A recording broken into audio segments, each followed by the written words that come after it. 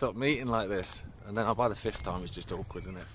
Hello everyone, welcome to another stomp. It's just a short one today. I'm in the city of Derby. I'm walking now from the village of Darley Abbey. Now the reason I've not started in the village is because it's right on the River Derwent and it's just hella loud, the sound of the water, which is a nice sound, but it makes you need a wee, and it's not great for the audio. But I got a little bit of drone footage of the mill and some of the old houses. So what was there originally, it was a monastery, and then obviously as the monasteries got destroyed, industry came in, they built the mills there, and the Evans family built all those houses. I got some drone footage of the older houses, the terraced houses for the workers. They built that in 1792. I'm walking into Darley Park now, which was actually owned by the Evans family up until the 1920s, when it was donated to the people of Derby. And now it's a place where people come and, you know, play cricket and kick a football around and have a few beers and stuff. It's a very, very nice place. When I first moved to Derby, we didn't have a garden. It was just a little flat, and so we used to knock about here quite a lot. I'm walking through Darley Park now. It is actually pretty much part of Derby now, so you'll be able to hear probably some industry, some cars and trucks and stuff like that. But it is a beautiful location, and there's quite a few parks that were donated by rich sort of industrialist families. As those families died out and they went into the hands of the local council, they were gifted, apparently gifted to the people, so we get to use them as open spaces in the city, which is always nice. I'm following something which is basically known as Derwent Valley Mills Way. It's a World Heritage Site, and it follows the River Derwent along all the way up towards Matlock, through Belper, past all these big mills that were the reason Britain became as powerful as it did in terms of the Industrial Revolution. So because I knew I was in the city today, I thought, you know what, I'll just do a little walk. You know, it's only a couple of miles, nothing major. Start there at Darley Abbey because it's dead nice. Like I said, it would have been nice to have filmed and chatted a bit there, but it was really, really noisy. And then I thought I'll walk to the silk mill. The silk mill, that's just in the city. And so I looked a little bit more into the silk mill.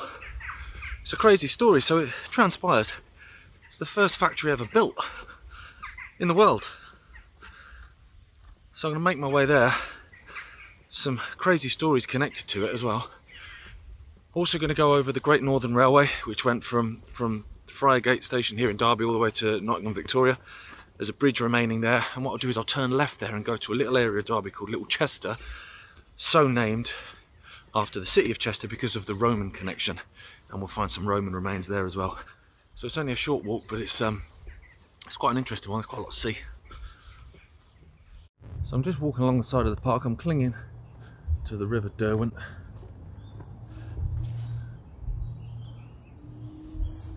There used to be a big manor house here, but that fell into disrepair and was knocked down, I think, in the 1950s. Or it might even have been the 1960s, to be honest. Quite a few manor houses, like Mark Eaton House, which was a big manor house in the middle of Mark Eaton. Part of that went in the 60s as well, which is sad. Now you'd like to think they'd preserve them, but back then, you know, bulldozers of progress and all that. Stick some concrete down.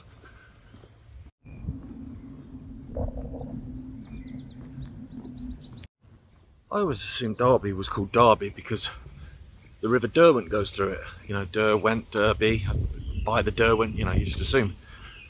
But there's lots of other theories. One is the Roman connection, which we'll go and see in a minute, because it was actually called Derventino, was the name, the Roman name for the settlement, which then they swapped the B for the V and actually became Derbentino, sorry.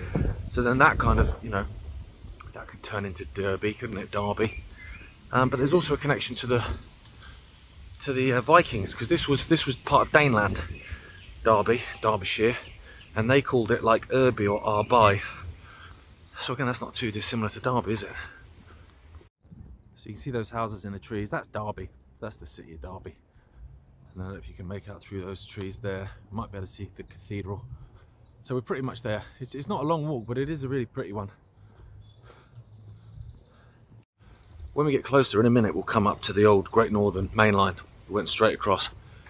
And what I'll do is I'll turn left and I'll go over that old bridge, and we'll go into a little area called, like I said, Little Chester. And there's some Roman remains. There's remains of a Roman well, but it just sits in a housing estate in someone's front garden. It's dead weird.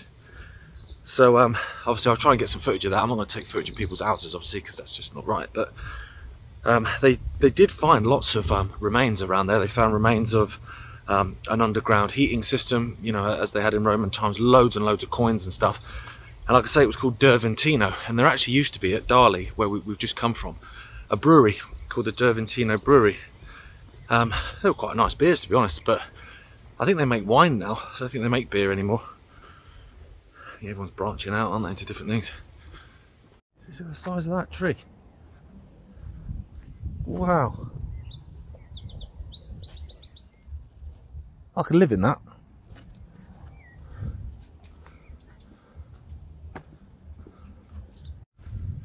I mean, I won't. I've got a house, but do you know what I mean? If I fall on hard times, straight in the log. Come up to the Great Northern Railway now. A lot of the area by that bridge, including the path underneath it, they were all railway lines. And over in Little Chester, it was all railway tracks everywhere. I'll get a screenshot from side-by-side maps so you can see just how many railway lines were there. And there was actually a double-decker, horse stables, which I didn't even know was a thing, because they didn't used to use engines there to do the shunting. They would use horses, so they needed a lot of horses. And so I remember seeing a photo once with double-decker stables. I'll try and find that, but for the life of me I can't remember where I saw it. Now, to get to the silk mill, you follow it right down underneath, which was actually a railway track as well, but I'm going to go up and over the top of the bridge there. So I'll just walk up the hill a little bit to get onto the old main line. A lot of this area has been gentrified. When I first moved to Derby, some of these posh flats that you can probably see now, that was another factory, total like shell, destroyed. But it still kind of looks quite awesome, you know. But yeah, like I say, a lot of Derby, a lot of the old buildings are being knocked down now and replaced with new builds and stuff, which is sad. I mean, I get, you know what I mean, people need somewhere to live, but it'd be nice to retain some of the history, wouldn't it? You can make out that wall there, that blue brick wall. The railway went underneath that. Obviously this has all been filled in, this was a cutting. There, the posh flats, that was a factory that I was talking about. And then the line shot straight across there, across that beautiful, beautiful girder bridge. So we're going to walk along there because I want to show you these Roman remains that just sit just off the side of the old Great Northern Railway. Okay, I'm on the bridge now. So that's the line we'll be following in a minute. But it is a beautiful bridge. We're going to follow it across, find these Roman remains for you.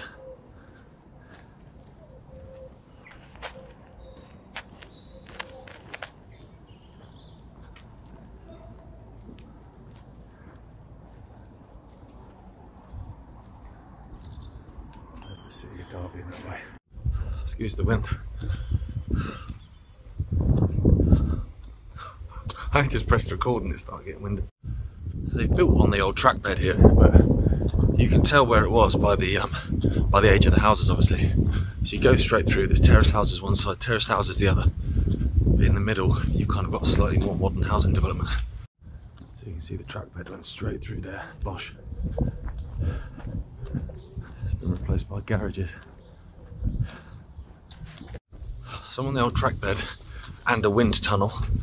So what I'll do, because it's in someone's front garden, I'll get a little bit of footage of this little Roman well, but I won't say much while I'm there and all that sort of stuff. I'll just quickly go and get some footage and then maybe talk about it afterwards, because I don't want to be loitering about someone's house too much.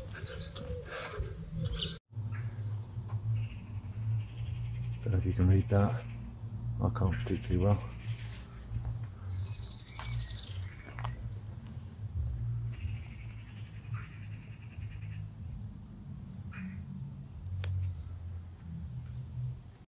So I know it's not much, but you know, in its defence, it is a Roman well, and it's just sat in someone's front garden, which I think is kind of cool. I'm going to walk back over the bridge now. So this section that I'm at now, which was the track bed with the terraced houses behind me, I did see a video on YouTube of the last ever train out of Friargate Station, and it shows this bit. So I'll try and find that so you can see exactly how it was when steam trains came thundering past me, actually over me. See those houses there, and then see if you can recognise them in a sec.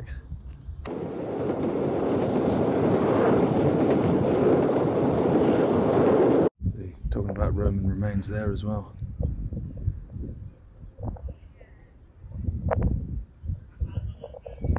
That's how it looked, with the Roman walls, defences. Just walking back over that railway bridge now, and I can come round and under it and then across to the silk mill. Do you remember I was talking earlier about the fact this was part of Daneland? So you had all the Danish, the Vikings here. It was actually then taken back by Ethelfled or Ethelred? I think Ethelfled, the daughter, and taken over and became part of the Kingdom of Mercia about 971 or something like that. And actually Repton, which is a village just south of Derby, not far at all from here, it's got a very posh school.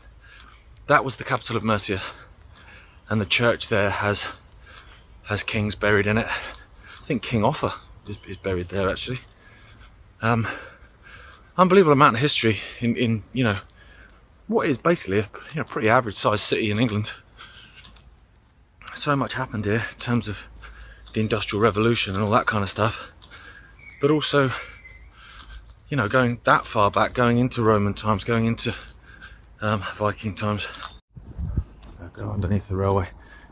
Like I said earlier, these were tracks as well, and I'll get a little image of that, so you can see how these were all lines here going off down to the silk mill actually, and other mills, because obviously, like I said earlier, that was a mill as well.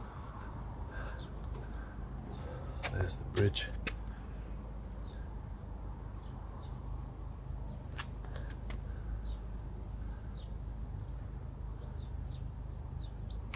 See, that's the bridge there in 1966. All industry.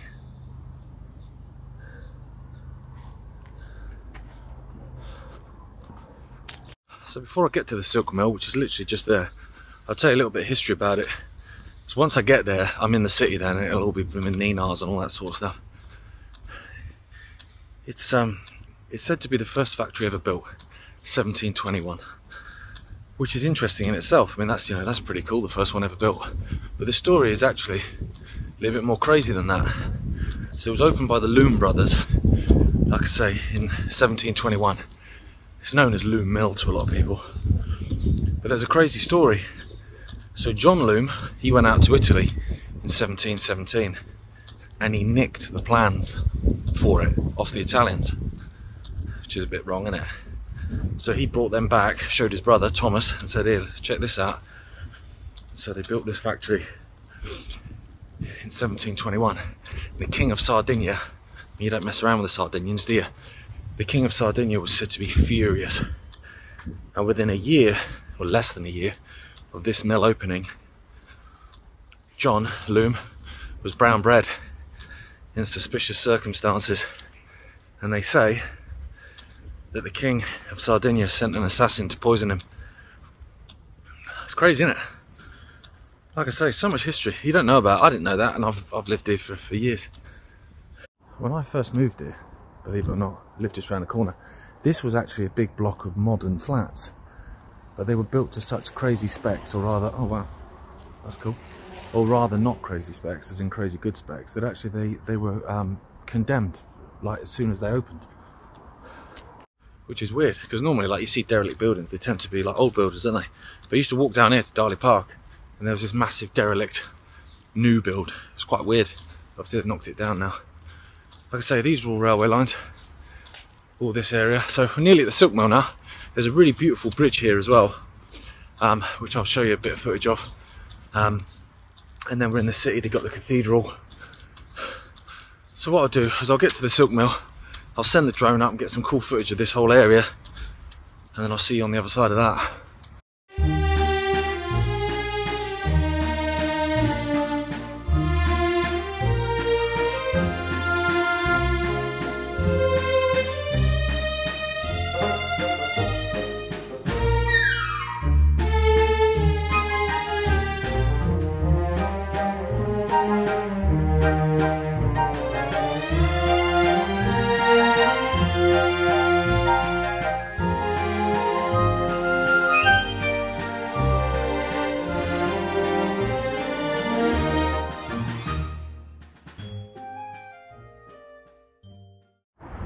So there's the old silk mill. I'll go around to the other side of it, see if I can't get some better footage around there. I tried my best with the drone, but it was going all over the shop. I guess because I was sat over the river, you know, it's a bit of a wind tunnel between these tall buildings, so that was a bit annoying, but I'll try and splice it up so it doesn't look quite as ropey. It's a museum now, the old silk mill. Obviously, looking at this silk mill, this isn't from 1721. It's built on the footprint of that original mill. This one was built in the 1800s, and then it burnt down actually in 1910. But thanks to, well, I guess volunteers on the street, and also a lot of them from the Midland Railway, of all places, they managed to put the fire out so they could save the shell basically, but the inside was all totally wrecked, so they had to rebuild that again. But when you look round and you look at the tower, it looks kind of Italian, doesn't it? Do you get that? So it's almost like that's a bit of a nod and a wink to old thievy. See what I mean? It's got like an Italian vibe to it. There you go, museum in the making.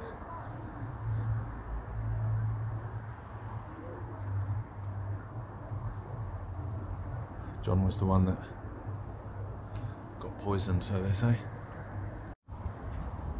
There's the Italian looking tower, look. These could be the original gates. They look older, don't they? And the fact that they're not actually keeping anyone out suggests that, you know, they're not part of this structure. Look at that, the world's first factory. It's mad, isn't it? That up there, talking of history, not the lad in the baseball cap, but the one on the horse, that's Bonnie Prince Charlie. That could be another walk. As always, thanks for watching. So we took in the Evans family 18th century mills. We walked past the 15th century abbot's house of the old monastery in Darley Abbey. We went through the Evans family estate. We went across a 19th century railway bridge. We found some 1st century Roman remains, and then we found an 18th century silk mill that was built by a bit of a thief. It's not even 10 AM. As always, thanks for subscribing, liking, commenting. I'll see you next time.